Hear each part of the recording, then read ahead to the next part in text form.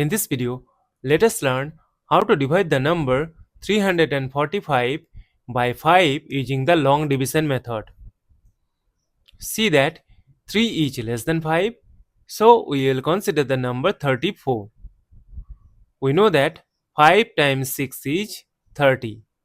Subtract, we get 4. Now 4 is less than 5. That is why we will bring down this number 5 here. Now 5 times 9 is 45. Subtract, we get 0.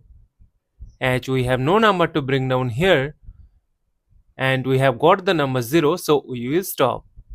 Therefore 345 divided by 5 is equal to 69, and this is our final answer. Thank you for watching. Please like, share and comment on the video. Also do subscribe the channel.